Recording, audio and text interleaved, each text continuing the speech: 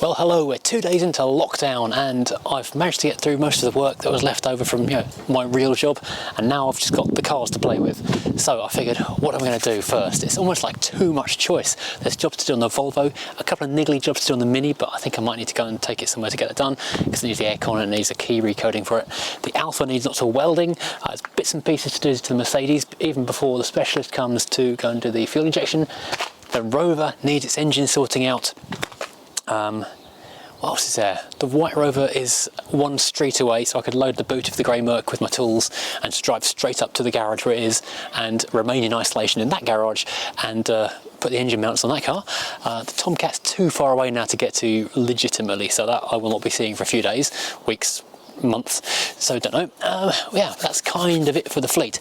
Now, right now it's very sunny and very pretty, but my god, it's cold. They say that there's going to be wind, snow, sleet, a weather apocalypse meeting the virus apocalypse is going to meet us at the weekend. So I think I would like to go inside the garage at the weekend and do some engine work on that one, which means I need to get some of the junk off it because that is currently covered in bits of, well, mostly Mercedes to be honest, and a few Volvo bits as well. So what I thought I would do is tidy this off, make myself some room in there, do a couple of bits to the Mercedes while I've got the cover off, because I took the cover off to have a look at it again to remind myself it exists. Yeah, and then put the cover back on that and be ready to go and do some engine work on that. That's my plan for the next few days and I guess the next couple of videos as well. So I better start tidying things really, haven't I? Now, part of the problem is a lot of this stuff was living in the boot of the Mercedes to start with. For example, this fan shroud was in the boot for a long time. In fact, ever since I bought the car, that's been in the boot. But when I did the Hyundai last year, I got some tyres for it, which were meant to go with the car, but they've not actually travelled over to the owner yet, and they're still in the boot of the Merc, taking out most of it. And then the wet carpet from the Volvo is now in the boot of the Merc as well. So this is now on the engine bay of this. As there's no carpet in the floor of the Mercedes passenger side, that can go and live in there, along with this hubcap. So they can go away for a minute.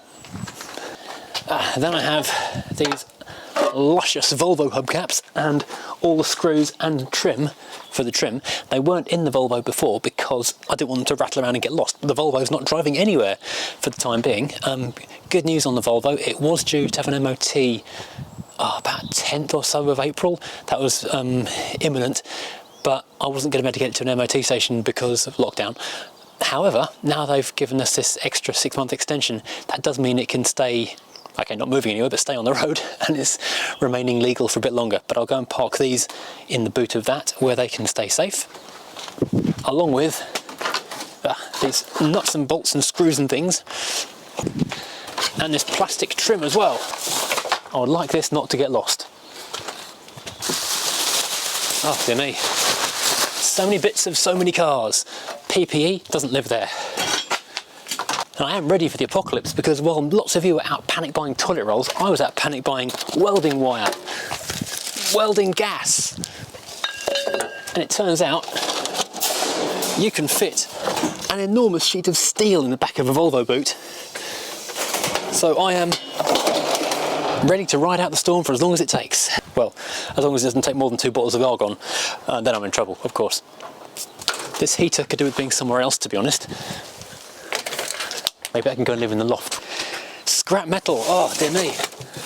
Already collecting scrap metal. Don't need all this lot in here. Just random bits of fuel line, okay. I could find a home for this more sensibly than this, I'm sure. This, oh, that's new fuel line. Again, new fuel line doesn't need to be in the engine bay of this car.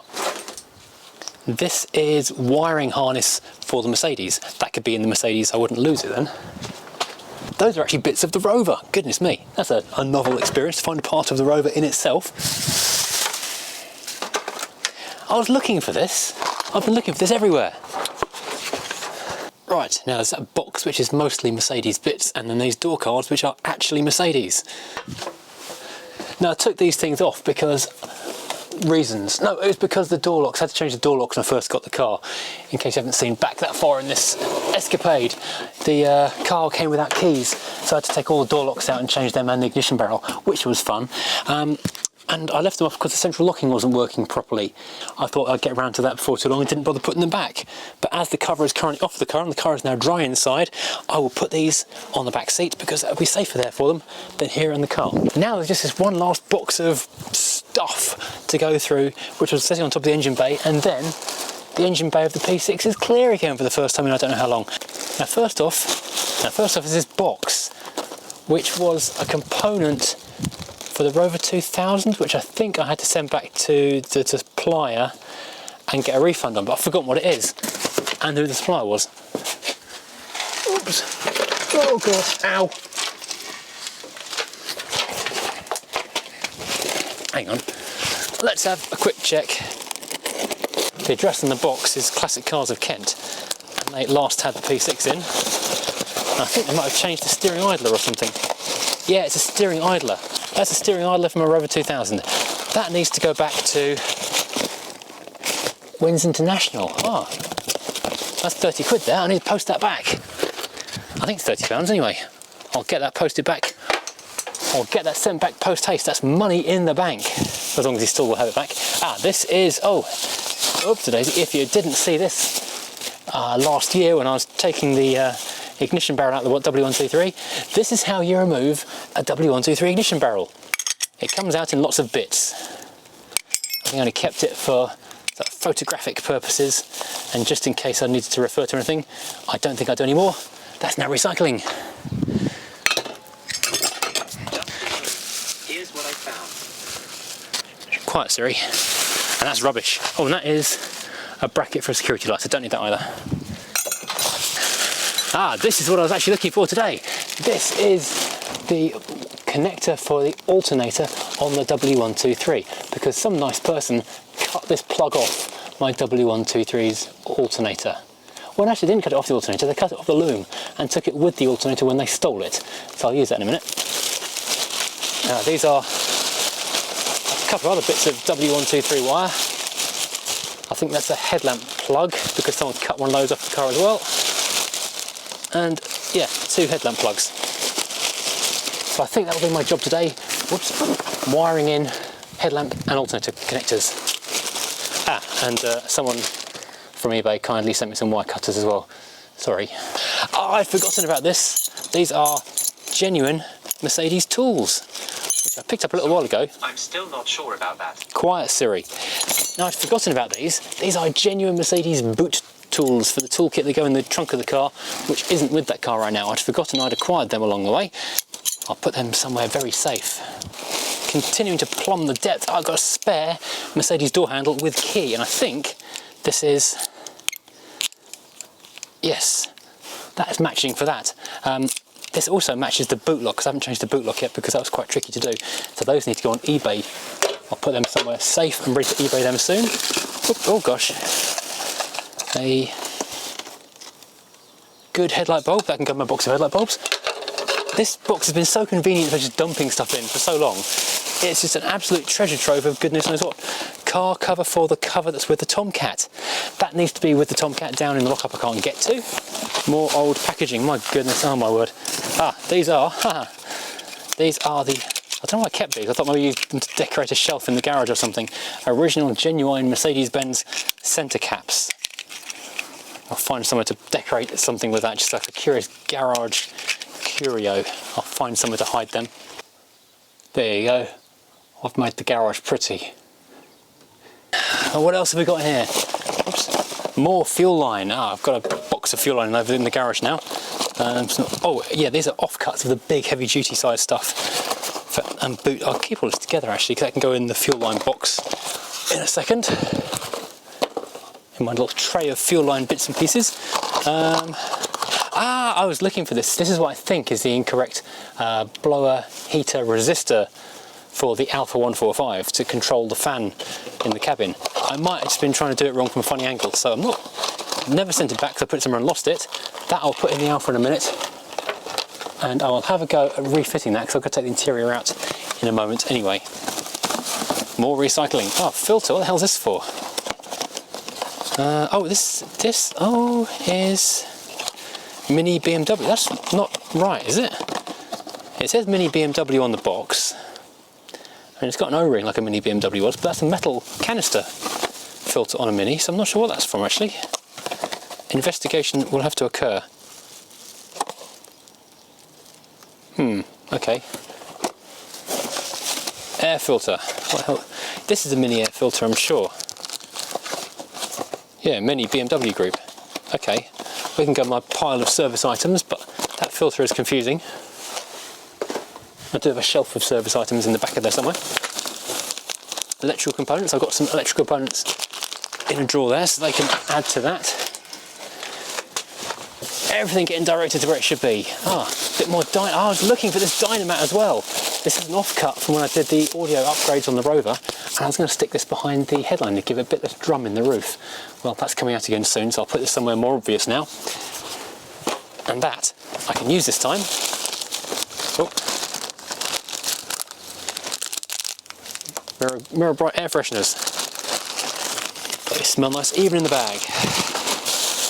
Lots of packaging, and the thing I was hoping I would find at long last, the alternator for the W123. Now I've just bashed my head twice setting the camera up, so I'm going to put this into service position. If I can remember which lever to pull. It's that one there, I think.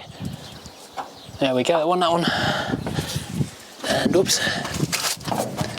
This one over here. Oops. There we go, this should go up nice and high. And I can stop hurting myself. Right, I've got two jobs to do here. Now I've finally got around to finish clearing the Rover bonnet. There's no alternator.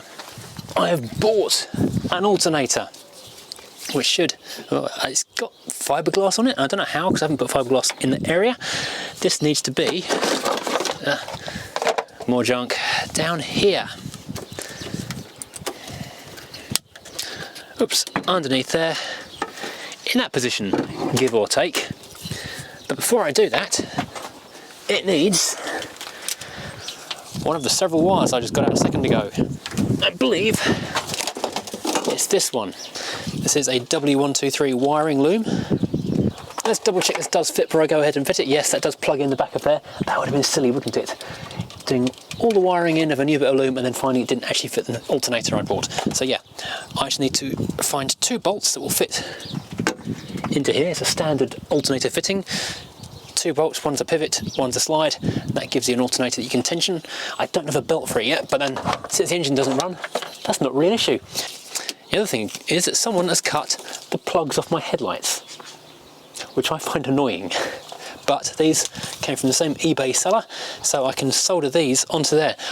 I did think I didn't have headlamp connectors or holders in here, but I have got headlamp holders, and they were just tucked underneath the lamp clusters.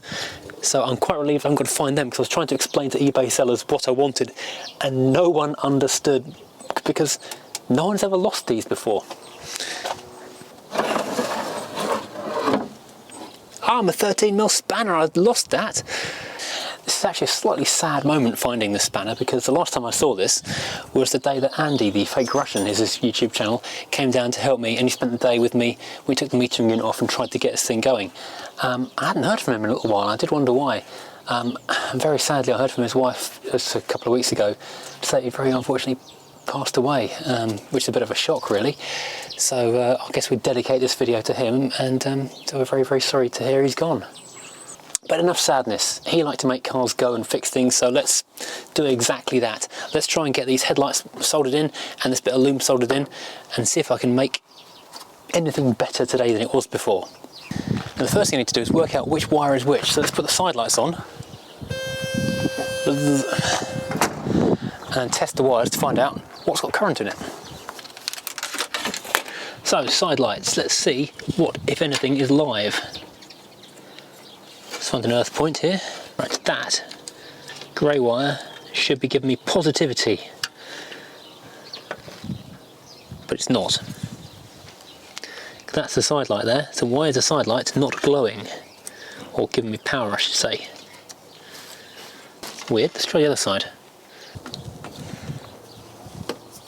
So the passenger side one,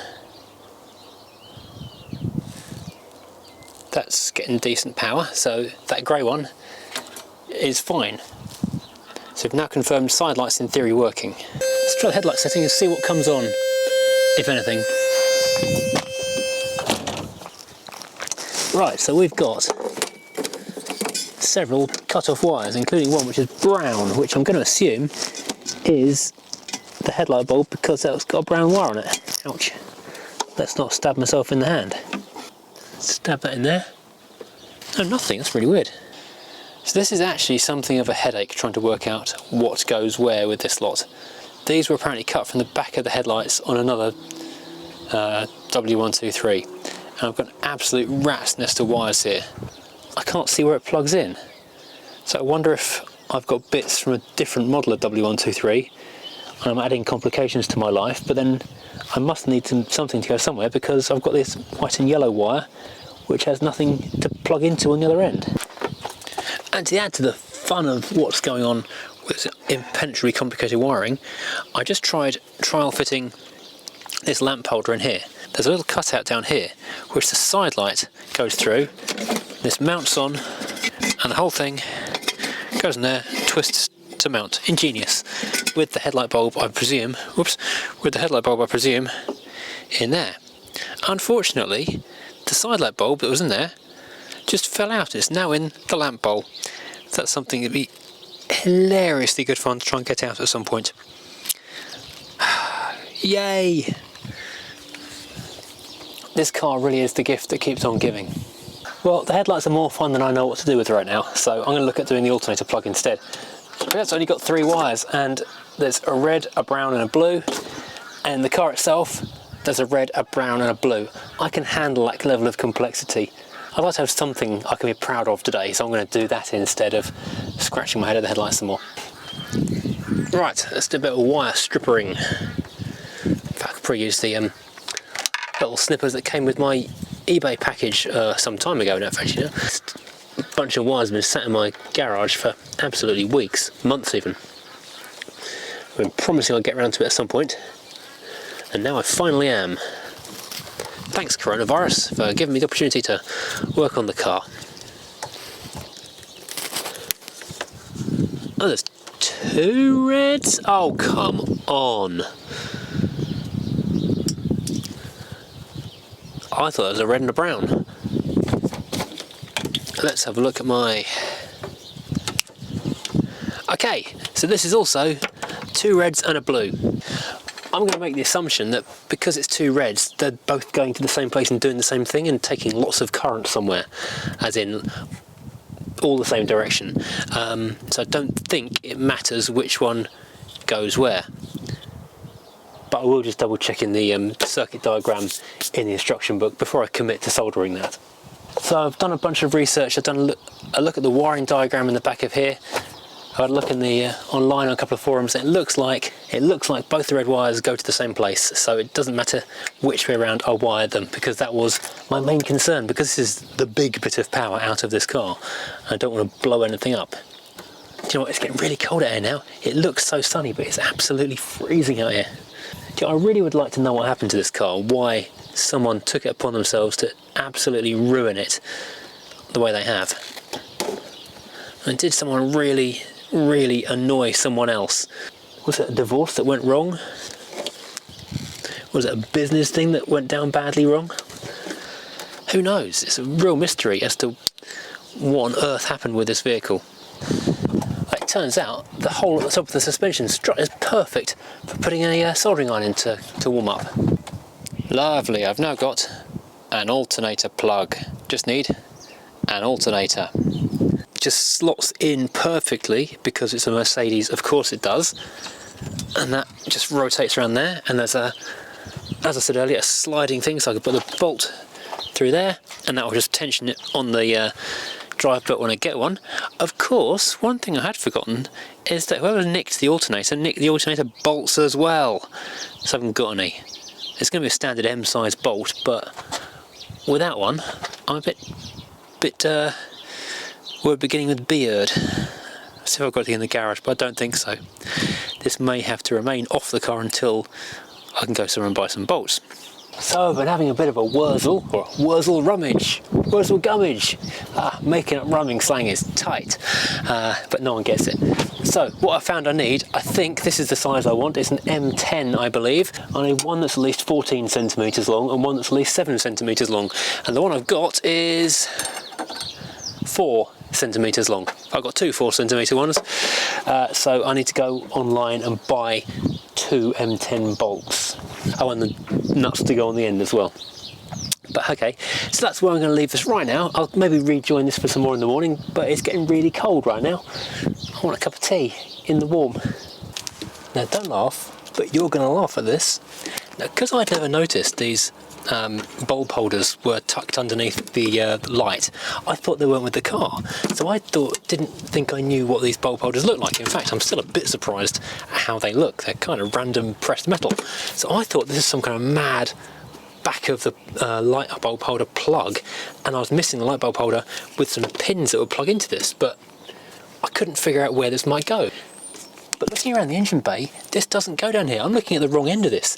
This end goes over here by the bulkhead, and this mad spaghetti of wires and things, which was utterly baffling me last night, is nothing to do with these lights down here. This is just some random plugs that I've bought by mistake that have just been confusing the heck out of me.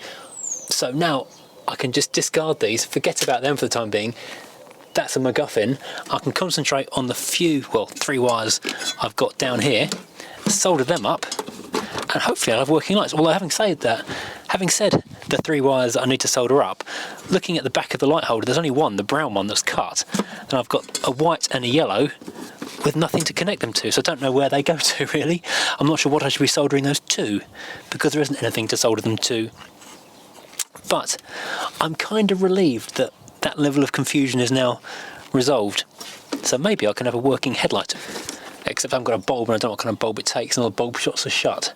Which brings me on to point number 2 of today. Last night I left you having just measured that I needed a pair of M10 bolts that were 14 and 7 centimetres long as a minimum. Went online to my favoured bolt supplying companies. They're all shut because of Corona.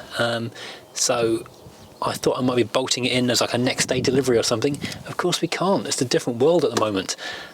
So the alternator is ready to go in, but it's not in. So I've halfway made progress with that. I'm 2 bolts away from having that fitted to the car. Not that it matters, the car doesn't run properly. So yes, imagine my relief that I haven't got to figure out where all these wires go, because it's unrelated. I won't bin it because you never know. Whilst the soldering iron heats up and I strip these wires, I'll give you a little rundown, in case you missed it when I did the live chat on Sunday, the plan for this car, as far as there is one. I have taken apart everything I can take apart. I've replaced everything I can replace. I've reached an impasse, I believe they call it. But what that means is there's only one thing left that can be right, or not right, which is that fuel injection system, which I think we already established. And I've been trying to find someone who is able, qualified, and has the tools to actually do something about it. And secondly, my ideal situation is someone who's going to come out and do it here in the drive, not transport the car at great expense. So I spoke to a company called the SL Shop, who are keen and capable. They deal with this era of Mercedes all the time. Unfortunately, they're hundreds of miles away. I spoke to another company about 20 or 30 miles away, who also reckoned there would be no trouble fixing this, but I'd have to get the car to them, which is going to cost, I guess £100 or so, which isn't the end of the world, but it's still £100 I'd rather not spend if I could put it towards the repair of the car in other ways.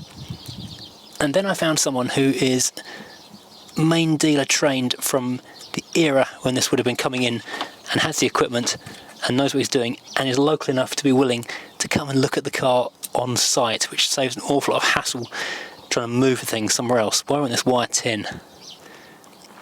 And he was all set to come and look at it. Well, we were looking at making a date to come and do that when the virus shutdown hit. So as soon as the world is mobile again, I will have someone look at this engine who can get this fuel injection system working, and then with the possibility of the car actually running. I keep fielding a lot of video comments saying just scrap it, concentrate on the Volvo. But the fact is that apart from the fact it doesn't work, which is going to be something minor I think, it is a really good car. There's no reason to scrap it at all. It's got a nice interior, it's pretty solid, apart from a tiny bit of rust on the rear arch. it really is a great car with virtually no rust in it. So no, I'm not going to scrap it. Sorry people, I don't scrap cars. That's just not how I roll. Or sit in the drive motionless for long periods of time. That will not take any kind of solder whatsoever. I don't know why. So I'm going to use bullet. Oh, bumholes. Put a 3 or 4 centimetre extension on the bit of loom that's coming out of the wall of the car. Use a bullet connector so I can just crimp it on there and make that all good. And hopefully I'll then get power to the light bulbs. Huzzah! I do hate using bullet connectors crimped onto light circuits like in the front of the P6 because they go wrong all the time. But this does give me the opportunity to see if this actually works. And I was going to use a chock block, but I couldn't find any. If anyone can tell me where these white and yellow wires go, I'd be very grateful. So whilst I was explaining I was putting bullet connectors on because I couldn't find any chock blocks, who else noticed in the bottom of this inner wing a little surprise for me? Hands up if you noticed this and you've already written it in the comments. So this is good. I've now got wired in headlights on both sides. I thought I had no headlamp holders and I was going to have to try and locate these from somewhere. I've been confusing people on the internet asking if I could buy one of these things and no one knew what I was asking for. There's no power getting to the headlight, which I think means there's a fuse gone, which I think, if I remember rightly, is up under here. That one has blown, which I guess means that's the headlights. Yep, that's one blown fuse. Now I don't have any spares of these, but there is a spare one just there. That's lucky. I'm not quite sure what's going on here because I tested this without the camera on and I just got 0 volts on the passenger side and a good 12 volts on the driver's side. Now I'm getting a tiny bit of nothing. So I think those fuses all need a jolly good clean. Oops, I've got a spark then. Oh, big spark when I brush 2 things against stuff. Hang on. Oh, I've just blown the fuse by shorting it, so that was the right fuse, and in theory this is working. I just need to go and give this fuse box a really good clean up. That's not going to make great TV, so I will do that off camera, and maybe I'll have working headlights soon. So there we have it. We've made a small amount of progress with this car. I'm sorry it's been neglected for too long, but it's just been absolutely winding me up no end because everything I do on it seems to end in failure, which is really frustrating after a while. Thanks for sticking with the project. It's going to get done, but now we've got the position where I can attach the alternator as soon as I can go and buy some bolts. Gonna get some fuses and clean that fuse box up, and then hopefully the headlights will work. And I'm really pleased that I've now got the ability to fit headlight bulbs, because that means it's potentially a bit more drivable when the engine does run. If anyone knows where those white and yellow wires go, if someone watching this has got one of these cars and they can just glance in your headlamp cluster and just tell me where they go to so I can figure out what I need to loop them to and connect them up to, I'll be very grateful. I didn't need to buy these, that was a waste of 10 quid, but at least I've got them if I ever need to change that bit of loom in the future. That's all good. And in the meantime, I'll be back very soon because I'm here doing nothing but the cars for the foreseeable future. So Alpha will be welded very shortly, engine on the V8 happening, lots of things happening to the Volvo. I've stocked up on all kinds of stuff to keep me busy during this lockdown. So hopefully I can keep you entertained. On the subject of the lockdown, make sure you do keep safe. Do not go out. Don't be one of those people who's having barbecues, who's walking around the street in gangs. If you are one of those people, you're just going to make this whole thing go on longer, and it's really getting on my nerves after 4 days. And I would really like to get out and test drive some more cars that I know are sitting waiting for me, and I can't go and touch them because I'm stuck here. So everyone stay safe, everyone stay indoors, keep watching the videos. If you're enjoying this, please share these as well. Share them with your friends, so, you know, share the furious joy. And I'll see you again next time because I'm right here, aren't I?